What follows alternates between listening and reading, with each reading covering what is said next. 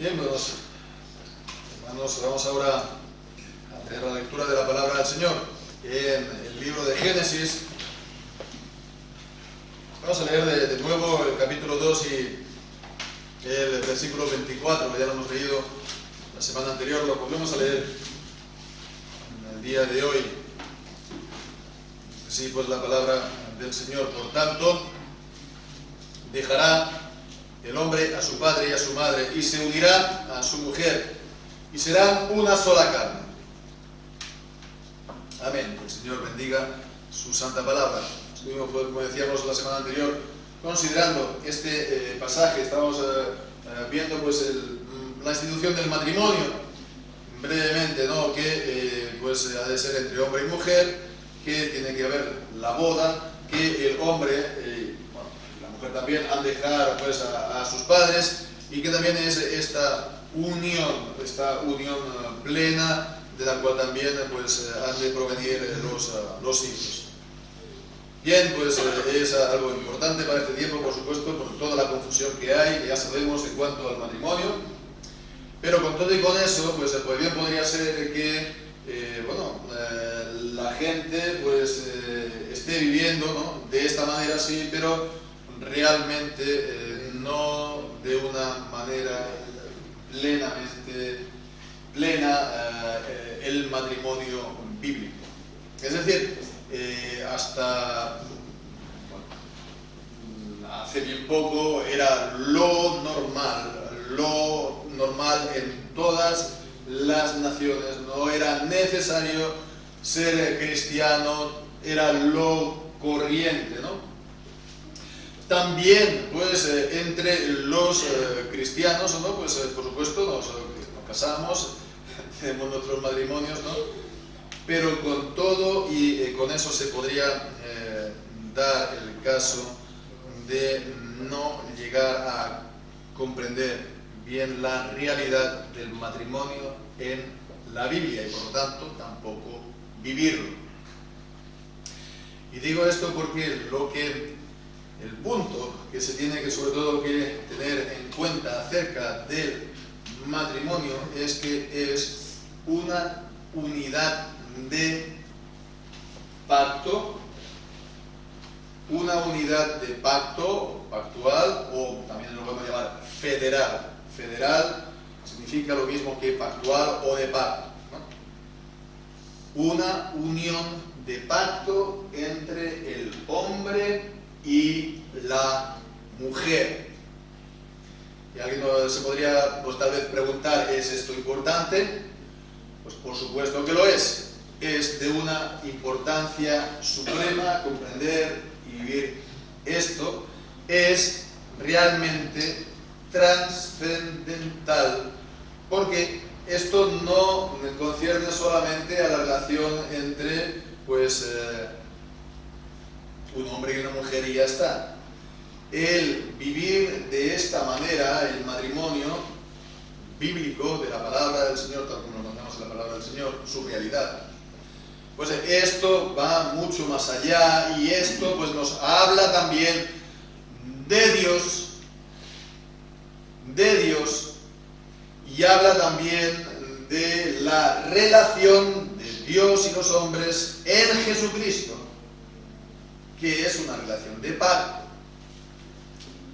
Entonces es lo que vamos a intentar con la ayuda del Señor estar considerando esta mañana, y con esto ya también vamos a, pues, si Dios quiere, pues también concluir esta pequeña serie que hemos estado viendo estas semanas, ¿no?, acerca del matrimonio. Entonces, para empezar, ¿no?, entonces, ¿qué hemos de hablar, ¿no?, de pensar con esto de pacto? Bueno, pues la idea que nos viene a nosotros, por supuesto, con esta palabra, ¿no?, pacto, es, ¿qué es un pacto? Pues es un acuerdo, ¿no?, un acuerdo entre dos personas, ¿no?, acerca de algo. Y entonces estas dos personas se comprometen, ¿no?, a pues observar eso, ¿no?, o mantener eso que se ha acordado, ¿no? Es una especie de acuerdo, sí, un acuerdo con unas obligaciones, ¿no?, acerca de lo acordado. Y bien, pues la palabra pacto, pero en la Biblia el concepto de pacto es mucho más profundo que es la idea del pacto. No se puede concebir, digamos, la vida, por ejemplo, de Israel en el Antiguo Testamento sin la noción del pacto. Del pueblo, de la nación, incluso, ¿no? El pacto es lo que, digamos, cimentaba, digamos, las distintas tribus y la nación de Israel como tal. En el Antiguo Testamento, sobre todo, ¿qué es lo que vemos? En el Antiguo Testamento, pues vemos que si es un acuerdo solemne entre personas que no son de la misma sangre, pero se comprometen mutuamente hasta el punto que llegan a ser casi de la misma sangre. Es por eso que en el Antiguo Testamento vemos también que juntamente con los pactos hay derramamiento de sangre, hay el sacrificio de un animal.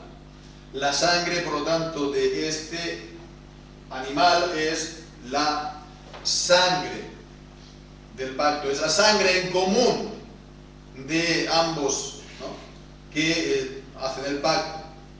Entonces es como la vida en común, ¿no?, que van a tener ahora. Y por supuesto, entonces, quebrantar el pacto de esta manera es algo muy importante, es muy solemne y acarrea maldición, porque se ha roto algo verdaderamente, pues, reverente, ¿no? Es algo hecho ante Dios, ¿no?, y ante los hombres. Bien, pues fijémonos que esto es la idea también del pacto en la Biblia. Es también lo mismo para nosotros como creyentes en Cristo Jesús. Nosotros pues éramos también alejados, ajenos, extranjeros de Dios, más aún éramos enemigos de Él, pero hemos sido reconciliados con Dios por medio también de derramamiento de sangre de Jesucristo, la sangre del pacto, por lo tanto, y en esta sangre hemos sido también, pues, limpiados, hemos sido también justificados, hemos sido santificados y hemos sido, por lo tanto, unidos a Dios. Hemos sido unidos a Dios y Él nos ha adoptado en su familia. Y somos, por lo tanto, miembros de la familia de Dios, de la casa de Dios. Entonces vemos que es lo mismo también, ¿no?, en cuanto al pacto en Jesucristo. Y bien, pues habiendo visto esto, entonces, ¿cuáles son las obligaciones, ¿no?, que se tomaba en Edén, ¿no?, en este pacto matrimonial? Bueno, pues leemos aquí en Génesis 2 y no vemos que en la boca de Adán o en la boca de Eva pues hubiera unas promesas, ¿no?, o unos votos, como cuando hay bodas, ¿no?, que están pues los votos del que va a ser el marido, los votos del que va a ser la mujer, las promesas, ¿no?, cuando el hombre y la mujer se casan, ¿no? No vemos esto. ¿Qué es lo que nos encontramos aquí? Pues vemos lo que Adán y Eva ya eran. Adán, pues, era la primera creación de Dios. Él estaba en el Edén, él estaba, pues, como superintendente en el Edén, y él, pues, fue creado primero y después la mujer. No fue creado Adán para la mujer, sino la mujer para Adán. Y la mujer fue creada para ser la ayuda idónea, y Adán, a su vez, fue, digamos, su cabeza. Al verla, la mujer le puso nombre, marcando así también, pues entonces su autoridad, ¿no? Le puso nombre de la misma manera que puso también nombre antes a todos los animales, ¿no? En Edén. Y entonces la tomó por esposa, diciendo, pues esta es ahora carne de mi carne y sangre, carne de mi carne y hueso de mis huesos, ¿no? Bien, pues entonces vemos que el primer matrimonio es el prototipo de todos los matrimonios que después vendrán. Es el prototipo, y entonces los matrimonios posteriores, ¿no? Pues los compromisos vienen en ese sentido, ¿no? Hacer, ¿no? De esta manera, a que el hombre pues sea el cabeza de la mujer y la mujer sea su ayuda idónea. Y así pues, por ejemplo, leemos en 1 Corintios capítulo 11, este pasaje que también pues hemos hecho también alusiones, ¿no? Durante estos días. 1 Corintios capítulo 11, ahí leemos en el versículo 3: quiero que sepáis que Cristo es la cabeza de todo varón, y el varón es la cabeza de la mujer, y Dios es la cabeza de Cristo. Vemos este orden en cuanto a autoridad. El hombre es la cabeza de la mujer y Cristo es la cabeza del varón, y dice también que Dios es la cabeza de Cristo. Fijémonos, ¿no? ¿Qué cosa? Dios es la cabeza de Cristo. De la misma manera que la mujer fue tomada del costado del varón, Cristo, el Hijo es eternamente Dios. En su esencia, en su naturaleza, es eternamente Dios y plenamente Dios. Pero como persona, el Hijo procede del Padre, es eternamente engendrado del Padre. Bien, pues entonces vemos, ¿no?, que de esta manera el matrimonio está fundado en el ser mismo de Dios y está reflejando acerca de Dios. Cuando el hombre pues está reflejando el ser cabeza de la mujer, pues está mostrando también este orden, esta estructura de autoridad, ¿no? Vemos esto también en Efesios, en capítulo 5, este pasaje también de los maridos, la mujer, y también comienza diciendo el versículo 23, el marido es cabeza de la mujer, así como Cristo es cabeza de la iglesia, y Él es el Salvador de su cuerpo. Entonces, vemos el gran mandamiento que se da aquí a los maridos es amar a la mujer. Amad a vuestras mujeres como Cristo amó a la iglesia y se entregó a sí mismo por ella. La ha de amar de una manera sacrificial. El ser también cabeza es amarla de esta manera. El ser también cabeza es, por lo tanto, protegerla, ¿no?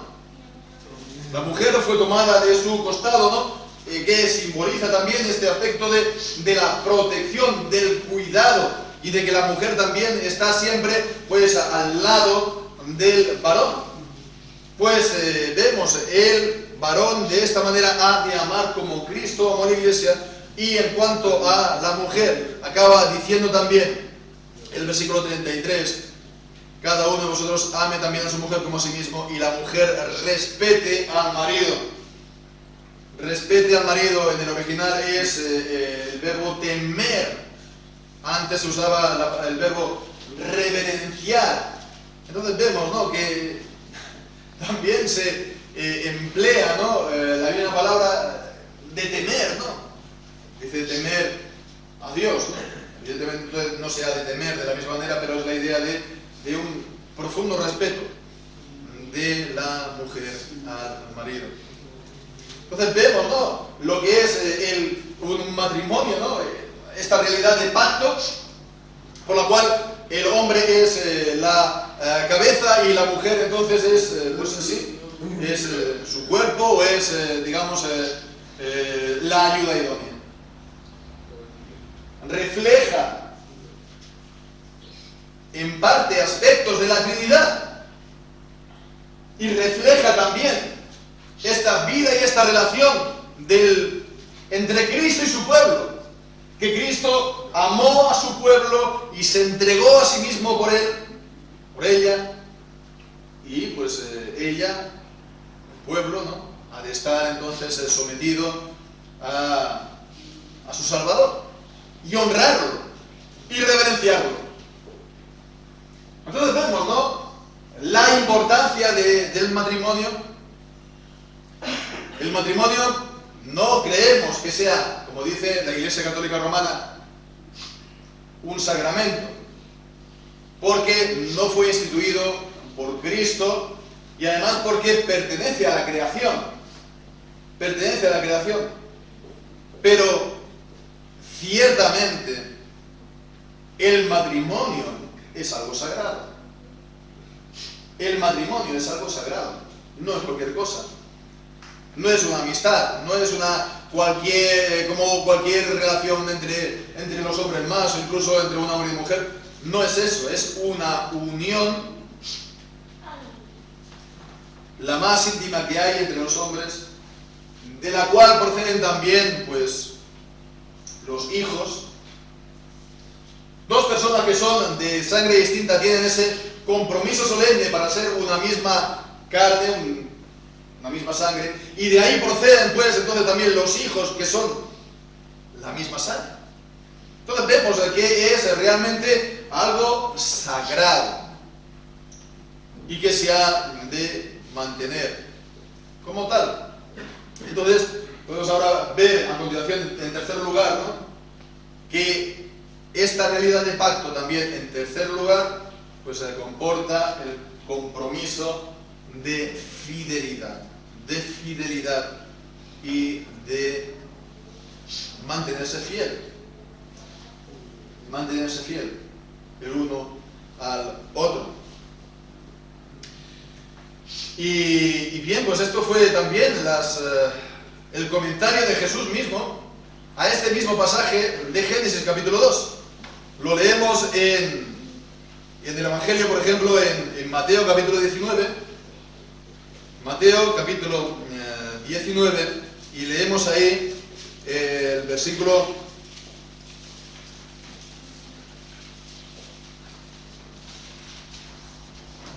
3. Dice: se acercaron los fariseos tentándolo y diciéndole: ¿es lícito al hombre repudiar a su mujer por cualquier causa? Y él respondiendo les dijo: ¿no habéis leído que el que los hizo al principio, varón y hembra los hizo? Y dijo: por esta causa el hombre dejará a su padre y a su madre y se unirá a su mujer, y serán los dos una sola carne. Ya estuvimos pues considerando también la semana anterior, creo que fue, decíamos que esta misma palabra, ¿no?, que el hombre dejará a su padre y a su madre y se unirá, el dejar y el unirse es un lenguaje muy fuerte de pacto en el Antiguo Testamento, que se utiliza muchas veces, cuando se dice que Israel ha dejado o ha abandonado a Dios, ¿no?, o que se ha de adherir, seguir, allegarse a Dios, ¿no? Bien, pues entonces de la misma manera, pues ha de, sí, dejar por una parte a los padres, pero para adherirse a su mujer, unirse a su mujer, de la misma manera la mujer a su marido. Entonces, esto no es, entonces, para dejarlo, como tampoco es para dejar al Señor, ¿verdad?, una vez uno se ha unido a Él. Por eso dice, a continuación, serán los dos una sola carne. Y dice en el versículo 6 así, que ya no son más dos, sino una sola carne. Por tanto, lo que Dios ha unido, no lo separa el hombre. Dios entonces creó esto como la realidad, ¿no?, la unión de un hombre y una mujer. tener vida, para traer los hijos al mundo, y esta unión ya no son más dos. Y es entonces en el propósito de Dios para que no sea roto. Entonces, bueno, pues la respuesta que le dijeron a continuación, en el versículo 7, entonces, bueno, ¿qué ocurre con el divorcio, no? ¿Por qué entonces Moisés mandó dar carta de divorcio y repudiarla? Y la respuesta de Jesús es que, bueno, eso ocurrió ¿por qué? Pues por la dureza de vuestros corazones. Eso ocurrió a consecuencia del pecado, ¿no? En Edén, en la creación, no fue así, pero después de la caída en el pecado, está la realidad del pecado, y entonces, bueno, pues a veces se da que este matrimonio pues se quiebra o se rompe de hecho cuando hay un adulterio contumaz, continuado, que no se puede pues corregir, y hay abandono, ¿no?, de la otra parte. Pues entonces de hecho ya se ha roto ese compromiso que se hizo, ya se ha roto, ¿no? Y entonces Dios concedió que la parte inocente entonces pueda volverse a casar, ¿no?, con otra persona, como si el primer matrimonio, pues el cónyuge hubiera muerto, ¿no?, y fuera viudo.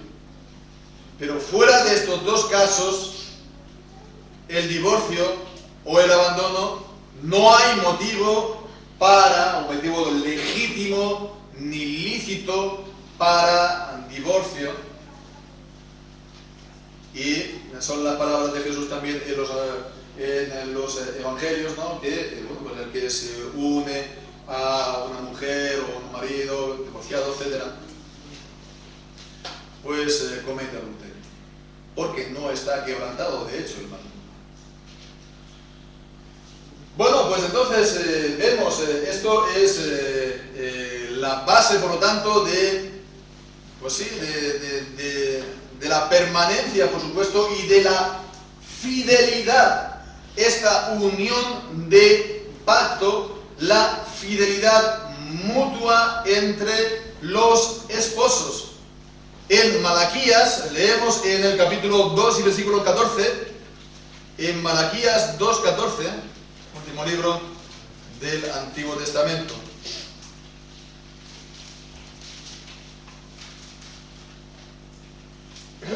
Dice: mas diréis, ¿por qué? Porque Jehová ha atestiguado entre ti y la mujer de tu juventud, contra la cual has sido desleal, siendo ella tu compañera, y la mujer de tu pacto. Y la mujer de tu pacto. Aquí está hablando entonces de la deslealtad. Aquí está hablando, por lo tanto, del adulterio. Y aquí se lo está diciendo a los hombres, a los varones. Y históricamente, lo vamos a ver, ¿no?, en la historia, en las culturas en general, ¿no?, siempre se ha considerado más grave el adulterio de parte de la mujer que de parte del varón. En parte se puede comprender en el sentido de que, bueno, primero la mujer está sometida bajo la autoridad del varón por una parte, pero también ella es la madre, es algo especial, ¿no? Entonces ella pues tiene a los hijos en el vientre, etcétera, etcétera, y es madre. Pero eso no quita para nada la gravedad del adulterio por parte del varón.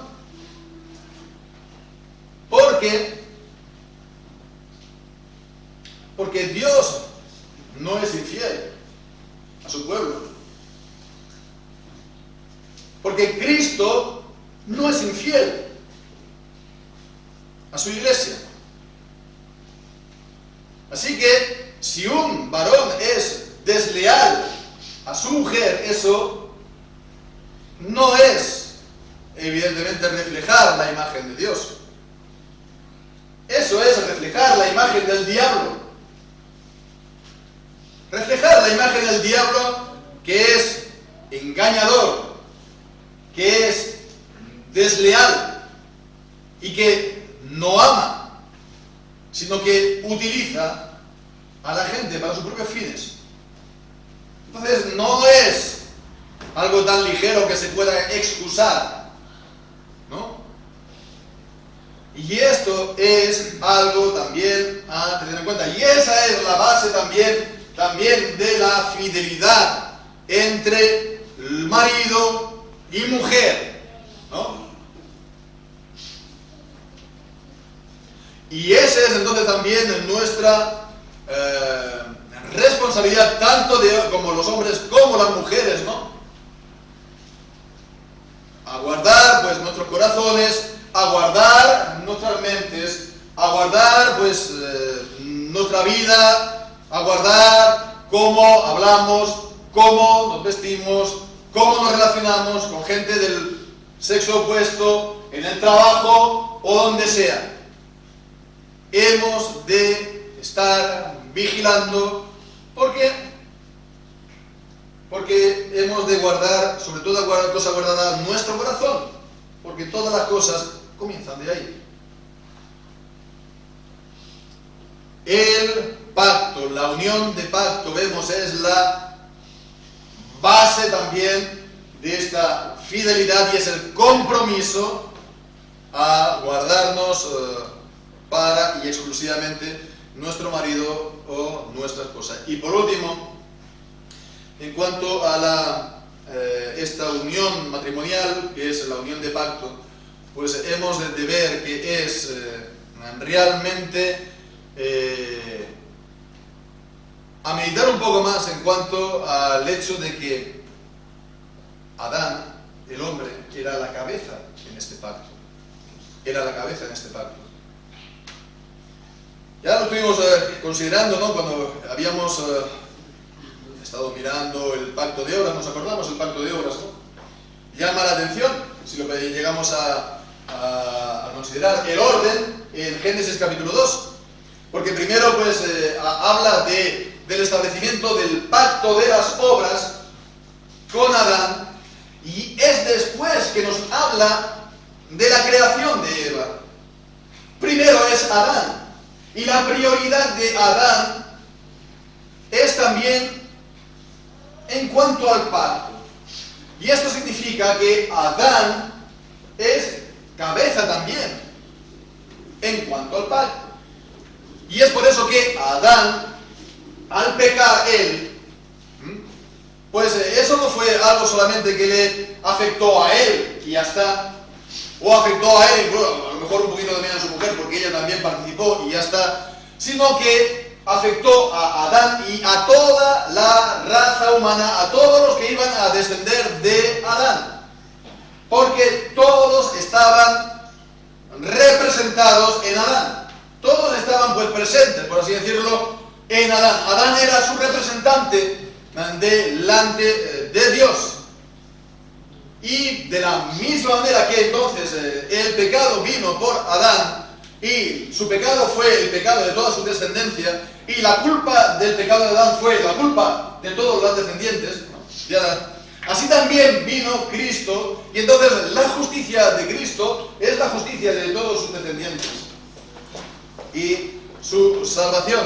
Y es entonces lo que leemos en pasajes como en Romanos capítulo 5,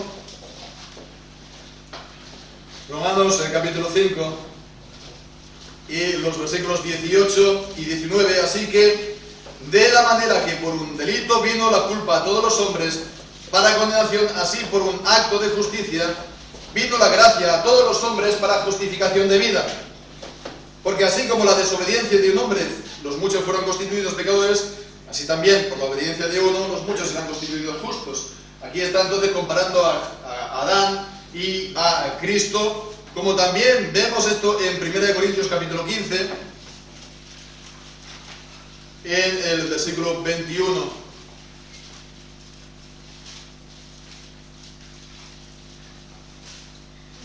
Por cuanto la muerte entró por un hombre, también por un hombre la resurrección de los muertos. Porque así como en Adán todos mueren, así también en Cristo todos serán vivificados.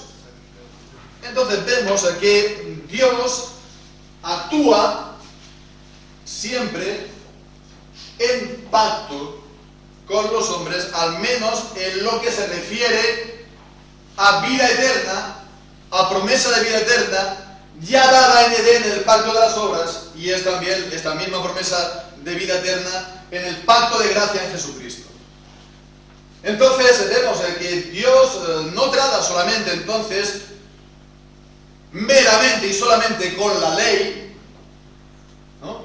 Y solamente con individuos, sino siempre a través ¿sí?, de representantes de cabezas del pacto. Está Adán y está pues Cristo. Y estas son las dos grandes cabezas del pacto. Pero vemos que este mismo principio se sigue encontrando después en el pueblo de Dios. Y Dios sigue tratando también a través de cabezas y de unidades familiares. Y vemos entonces en el Antiguo Testamento cómo Dios concierta el pacto con Abraham. Y entonces Abraham es el cabeza del pacto, y Abraham e Isaac y Jacob y todos los patriarcas y Moisés y David y toda la gente del Antiguo Testamento, vemos que las promesas son para los padres y Dios las extiende también a los hijos. Las promesas son para vosotros y para vuestros hijos. Hechos capítulo 2 en el Nuevo Testamento también, cuando se predicó por primera vez el Evangelio.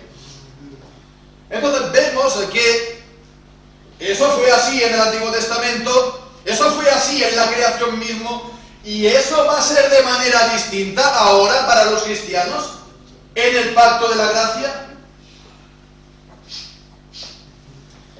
Están, por supuesto, los hermanos bautistas, a los cuales amamos mucho, pero consideramos, utilizamos la palabra considerar para suavizarlo, pero que consideramos sí que están en el error en cuanto a negar el bautismo a los hijos de los creyentes, ¿no? Pero bueno, en el fondo esto no es el problema fundamental. El problema fundamental es que ellos no aciertan a ver esto. No aciertan a ver que Dios trata en pacto y que Dios trata, por lo tanto, con cabezas en pacto, ¿verdad?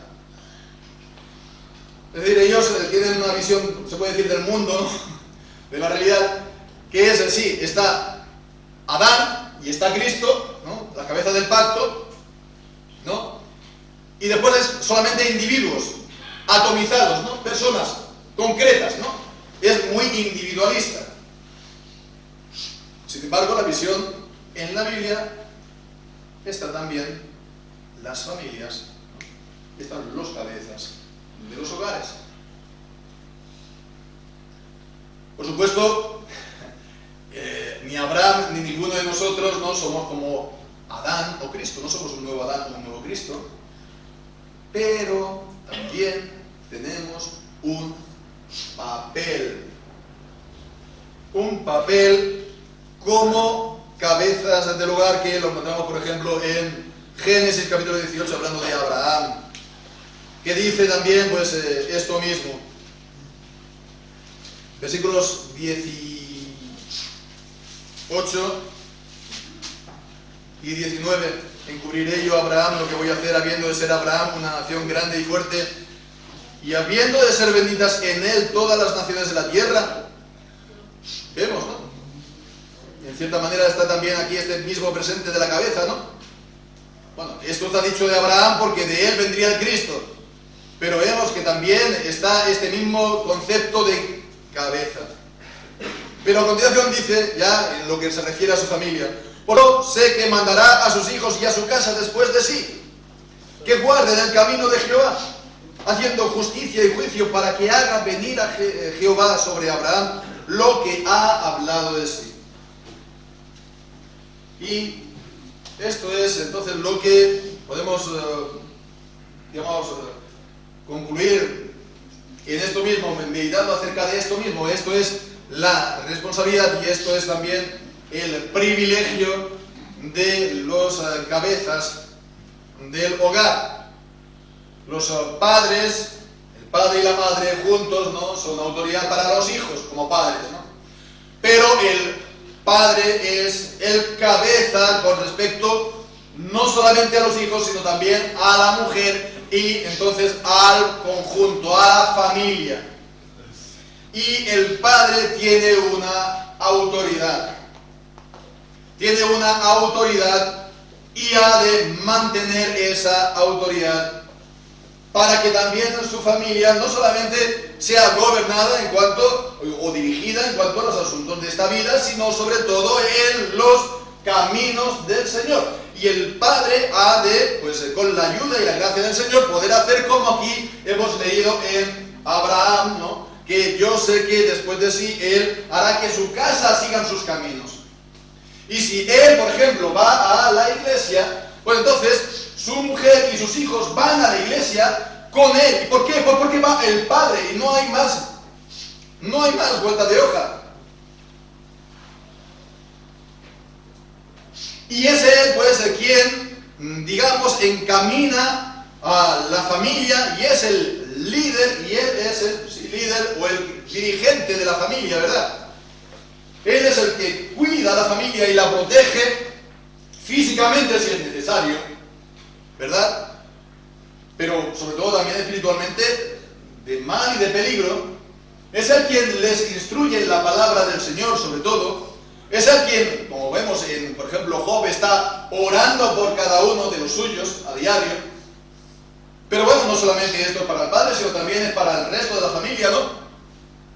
Para que ninguno de la familia pues lo intente suplantar o pues intente pues rebelarse en contra de su autoridad como padre, para que ellos también estén orando por el padre, para que él pueda cumplir pues también la responsabilidad dada por Dios como padre en el hogar. Entonces él tiene una responsabilidad en este sentido, ¿verdad? Y es la autoridad y es el privilegio también del padre de estar enseñando a sus hijos en la palabra del Señor. Y eso es la responsabilidad del padre, de que en su casa se lea la Biblia, tanto personalmente como también importante los cultos en familia.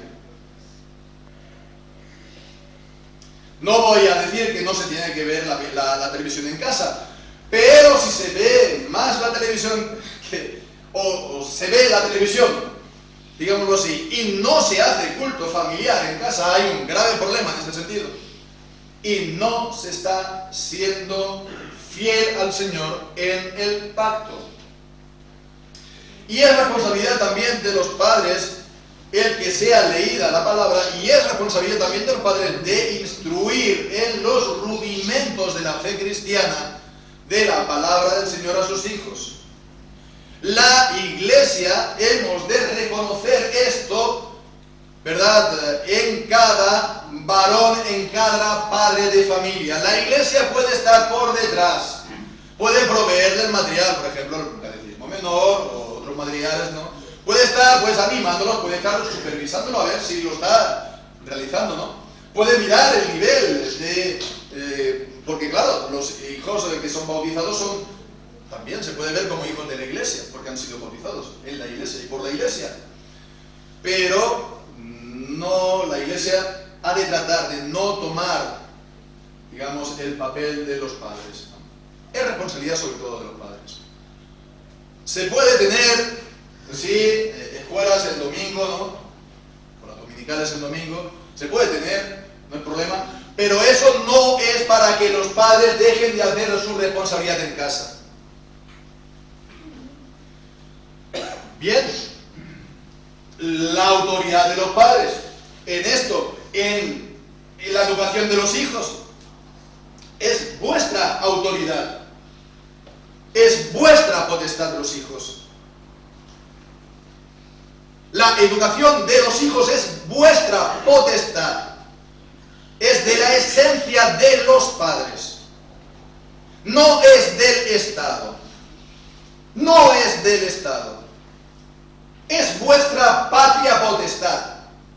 Vosotros lo delegáis al gobierno, si os parece bien al gobierno, o a un establecimiento privado, si os parece bien. Lo delegáis por unas horas a la semana para que os enseñen a vuestros hijos lo que tengan que enseñar, matemáticas, ciencias, lo que sea, ¿no? Lo delegáis. Y ellos tienen que hacerse responsables de vuestros hijos de que no les pase nada en ese tiempo. Y bueno, pues en todo caso, es algo que vosotros habéis delegado. Pero vosotros tenéis que estar vigilantes.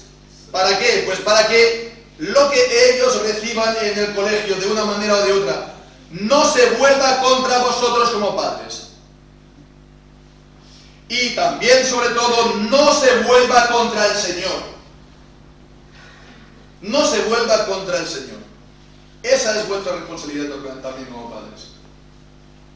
Se puede mirar de intentar contrarrestar en casa lo que dicen en el colegio, estar atentos a lo que se enseña, no despreocuparse, no, ellos ya se encargan, no, es vuestra responsabilidad también estar por detrás. En casos ya a las últimas podéis recuperar esa potestad porque es vuestra. Y bueno, pues si las leyes de los hombres no lo reconocen, pues allá ellos. Pero es vuestra potestad como padres. En todo caso, ya digo, no hay que llegar a las últimas, ¿no? Con que estéis cumpliendo, con que os estéis interesando, con que estéis supervisando, con que estéis haciendo el trabajo también como padres, enseñando la palabra de Dios, ya es. Y bien, pues esto también pues, nos afecta a nosotros como iglesia. ¿Qué es la iglesia? Es una reunión de familias que dan culto a Dios.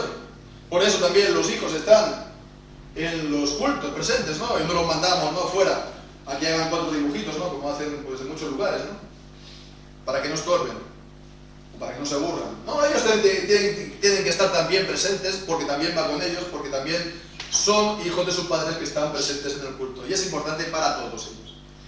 Y los padres, entonces, como he dicho también, ellos al llegar a casa les tienen que explicar con breves palabras, de una manera que ellos puedan entender, lo que ha estado diciendo el predicador por media hora, 3/4 de hora siendo. Entonces, bien. Y la iglesia, como he dicho, ha de reconocer entonces la autoridad de los padres de familia. Y no tratar entonces, pues ya, solamente como individuos autorizados, incluso a los miembros de una misma iglesia, de una misma familia. La iglesia solamente ha de intervenir en familias en casos de infidelidad manifiesta o de pecado. Entonces sí que ha de tomar cartas en el asunto. Ha de proveer, ha de animar, ha de estar ahí, ¿no? Pero, por eso decíamos de federar, ¿no? Ha de mantener entonces esta realidad del pacto en el interior, ¿no?, de las familias y también en la iglesia. Y haciendo esto vemos que esto va a ser un mensaje, algo que va a cambiar tremendamente la vida de nuestras familias. Esto es revolucionario porque esto va en contra de la corriente de este mundo hoy en día, ¿no? Esto va a realmente dinamizar nuestras vidas personales, familiares, también en la iglesia. Y de esta manera los creyentes tienen un modelo alternativo frente a la sociedad, que no es y ser igual a que la sociedad en todo, pero bueno, lo único que nosotros nos llamamos cristianos o vamos los domingos por la mañana o de tanto en cuanto a la iglesia, sino que realmente estamos enfrente del mundo con el modelo bíblico. Y este modelo bíblico ellos lo pueden comprobar cuán beneficioso es, porque es el modelo que ha establecido Dios, y Dios bendice el ponerlo por obra. De esta manera, pues, la gente podrá también desear ellos mismos conocerlo y ponerlo por obra, porque ven que Jehová está allí, como acaba diciendo el libro de Ezequiel. Pues que así sea, hermanos, que el Señor nos ayude a vivir todo esto, a comprenderlo bien, a vivirlo, a la realidad del matrimonio, el matrimonio federal, ¿no? El matrimonio de pacto en nuestras vidas y en nuestras familias y en nuestra iglesia. Que así sea, el Señor bendiga su santa palabra. Amén. Vamos a orar al Señor. Señor Dios, tu Padre Todopoderoso, Señor, Creador de cielos y de la tierra, Señor, tú eres quien has creado, Señor, la vida, has creado, Señor, la familia, has creado, Señor, pues todas las cosas como han de ser para que los hombres, Señor, reciban bendición por medio de guardarla, observarla, Señor, tal como tú pues lo has ideado todo y nos lo has dejado también revelado en tu palabra. Así pues queremos pedirte, Padre, que nos ayudes, Señor, a poder reflejar este pacto matrimonial, Señor, en nuestras casas, en nuestras familias, en nuestra iglesia, en nuestra congregación, Señor, que estés bendiciendo los matrimonios y que estés bendiciendo, Señor, pues a los maridos como el cabeza del hogar y su responsabilidad, Señor, como ante ti, Señor, a los padres, Señor, la educación de los hijos, a las esposas, Señor, como estas ayudas idóneas, Señor, del marido, a los hijos, Señor, para que el Señor honren y obedezcan a sus padres en el Señor en todo, porque esta es el primer mandamiento con promesa que tú das. Y así pues queremos pedirte, Padre, que nos ayudes entonces a corregir cosas que tal vez no estén enteramente bien y conforme a tu palabra en nuestras vidas, que tú estés ayudándonos como iglesia, Señor, a asemejarnos más y más a este patrón que tú nos has dejado por escrito, Señor. Y que nuestras familias entonces sean sólidas, nuestras familias estén firmes, nuestras familias, Señor, pues muestren al mundo también acerca de ti, acerca del Dios Trino a quien servimos, acerca del pacto de la gracia, de la obra de Cristo, quien nos amó y se entregó a sí mismo por nosotros, y de la obediencia y de la reverencia que el Señor nosotros hemos de mostrarle a Él y también a ti, Padre. Padre, danos la ayuda de tu Espíritu Santo, Señor, para que, Señor, Padre, no estemos siguiendo tampoco la carne y que hagamos todo esto, Señor, en la vida nueva que tú nos das en Cristo Jesús. Señor, pues gracias por Cristo Jesús y por su obra perfecta. Señor, queremos entonces también pedirte, Padre, que tú sigas tu obra en nosotros para que seamos estas cartas vivas que hablen de ti y tu gracia, Señor, al mundo, que sea manifiesto, Señor, en todos nosotros, Señor, que somos tuyos, y Señor, que el mundo vea que tú estás ciertamente entre nosotros, que dioses están tan cerca de sus pueblos como Jehová, nuestro Dios, está cerca de nosotros. Que ellos puedan decir, Jehová Shammah, Jehová está allí, Señor, y quieran también estar ellos ante ti.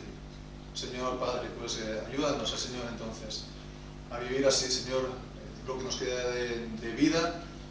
Ayúdanos a sí mismo, Señor, a estar viviendo plenamente para ti, Señor, todo lo que tú nos das de vida. Ayúdanos, Señor, también a estar preparados y listos, Señor, para en cualquier momento, Señor, tú puedas volver o reunirnos nosotros contigo, Señor. Y, Señor, pues que podamos conocerte más y más y tener tu gracia en nuestras vidas y corazones. Señor, pues te pedimos que tu palabra quede en nuestro corazón en este día, Señor, y podamos seguir santificando este día conforme a tu voluntad. Te lo presentamos todo y todo te lo pedimos